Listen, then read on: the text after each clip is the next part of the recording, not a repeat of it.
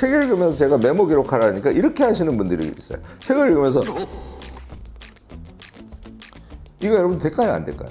이거 하나만 합니다. 이제 아침부터 지금까지 나 뭐 했지 하는 거 생각해 보세요.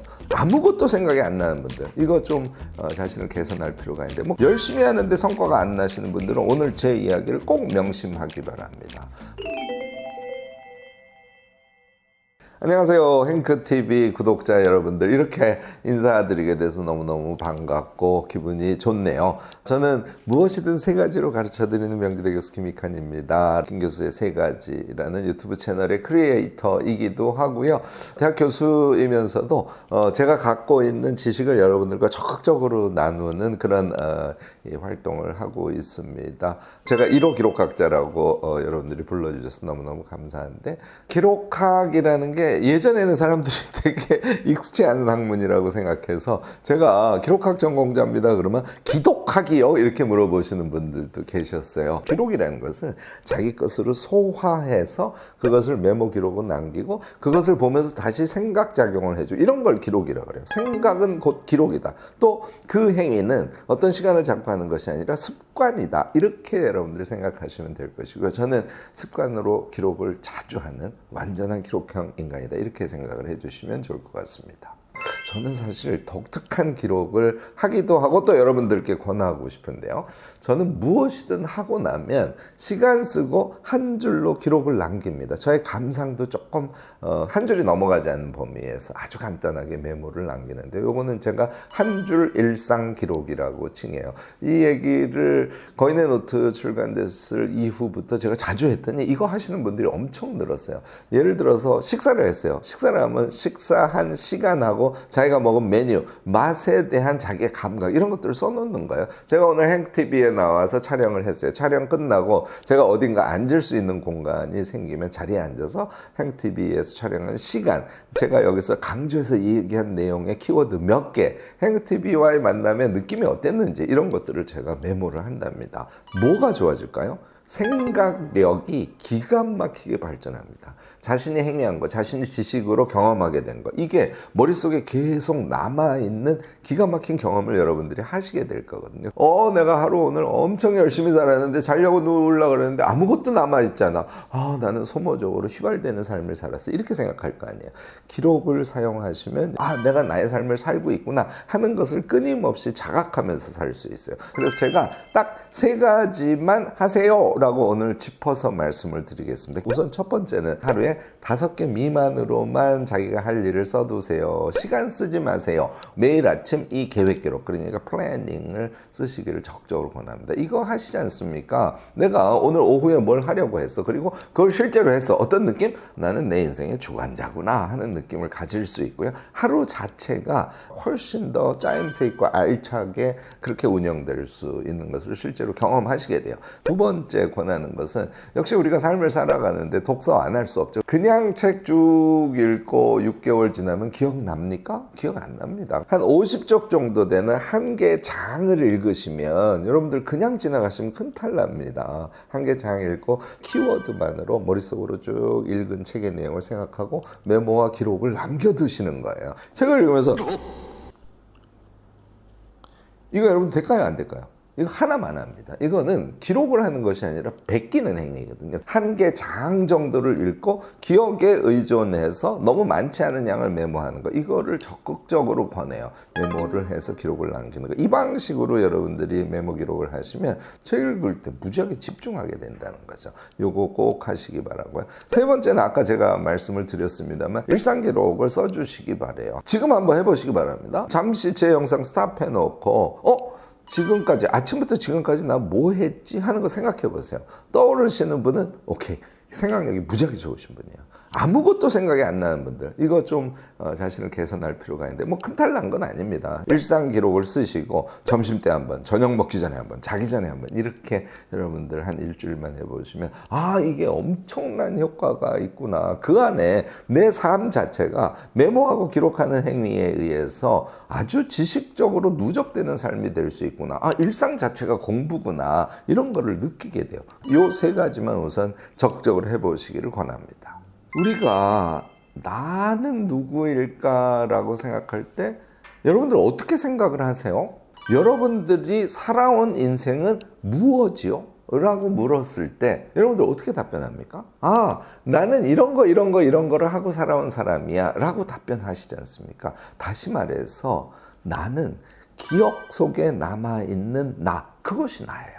여러분들 사실 자신이 어릴 때부터 여태까지 살아온 과거를 어떤 형식으로 기억하고 계실까요? 이거 꼭 한번 체크해 보시기 바래요. 우리의 현재의 생각 속에 남아있는 인상 몇 가지로 남아있는 자기를 자기인 줄 착각하고 산다는 것이죠. 제가 여러분들께 그래서 평상시에 되게 강조하는 것인데요. 자신의 지난 것을 잘 정리해서 자기의 머릿속에 좀 담아두세요. 내가 누군지를 기억을 종합해서 스스로 설명할 수 있는 상태가 되려면요. 자신의 어린 시절 또는 중고등학교 시절, 대학 시절, 그 이후에 성인이 된 다음에 현재까지의 자기의 삶, 이것을 손으로 메모로 이렇게 써보는 거예요. 그러면 어떻게 될까요? 자신의 삶을 조금 일목요연하게 설명할 수 있는 토대를 가질 수 있어요. 내가 앞으로 어떤 방향의 인생을 살아갈 꿈 또는 나의 어떤 바램 같은 거를 갖고 있는지,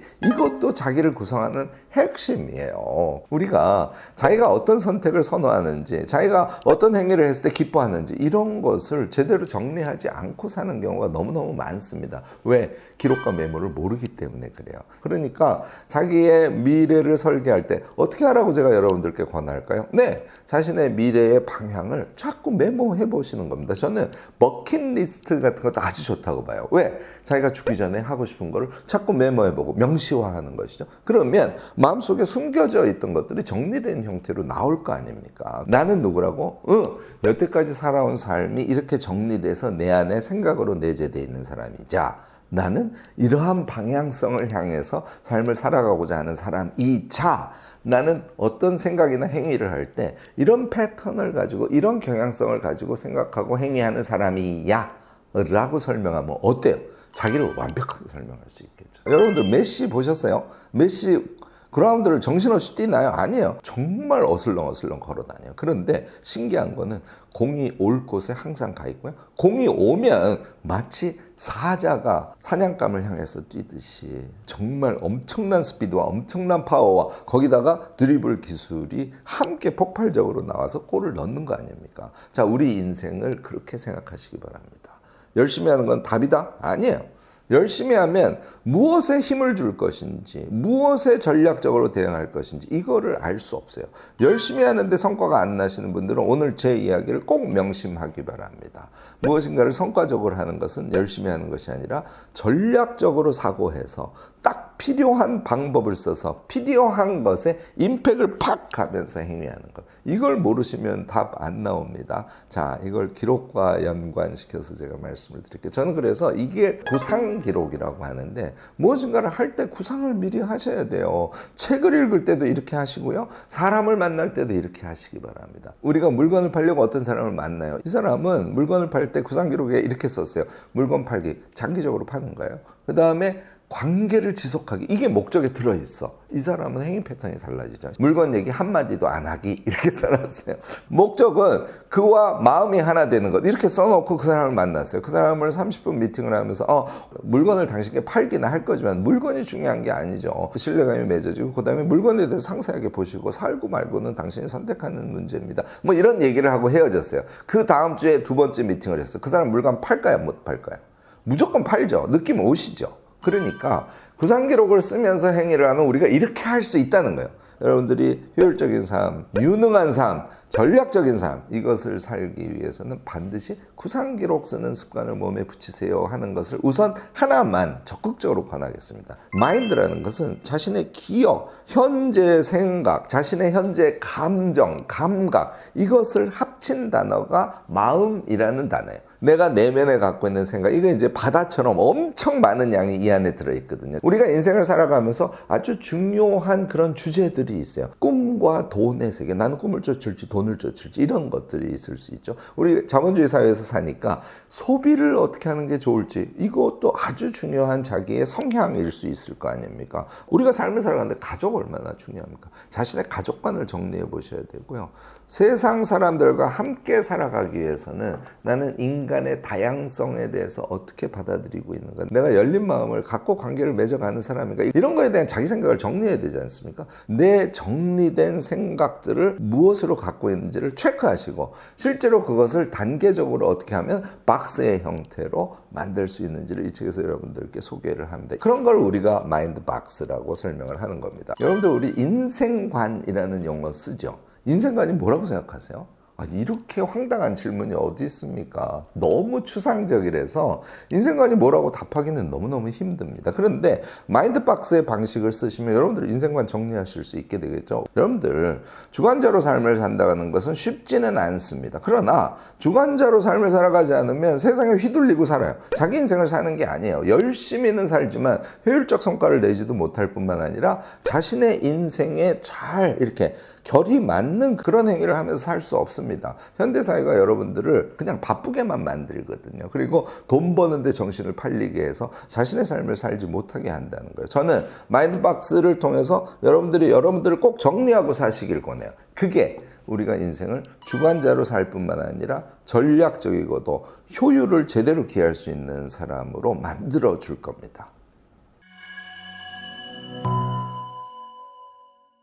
어쩌다 보니까 저는 대학 교수 생활을 했고 지식인으로서 이 사회에서 활동을 하고 살았어요. 한국 사회에서는 대학 교수라는 게 굉장히 특수한 존재죠. 뭐 존경받기도 쉽고 지식이 많은 줄 알고 많은 사람들이 도움을 청하기도 하고, 또 대학 교수가 책 내면 책도 잘 팔리고, 이거 완전히 저는 불평등한 구조라는 것을 나이가 좀 들고 깨달았어요. 이 생각을 하고 나니까 내가 전공한 기록과 메모라는 게 도대체 이 지식을 평등하게 만드는데 얼마나 훌륭한 기재인지를 스스로 깨닫게 되는 거예요. 그래서 이 지식을 이제 이 사회에 평등하게 나누는 일을 해야겠다라고 생각을 했습니다. 제가 앞으로 할 일은 이런 저의 깨달음, 또는 제 책의 독자들의 깨달음, 김 교수의 세 가지 유튜브 구독자들의 깨달음, 이것을 종합해서 이 세상에 널리 펼치는 그런 일을 앞으로도 꾸준히 해가면서 삶을 살아가려고 합니다. 이것이 제가 생각하는 이타성의, 그리고 나의 성장을 동시에 하는 저의 삶이다, 이렇게 저는 보고 있습니다. 긴 시간이었는데요.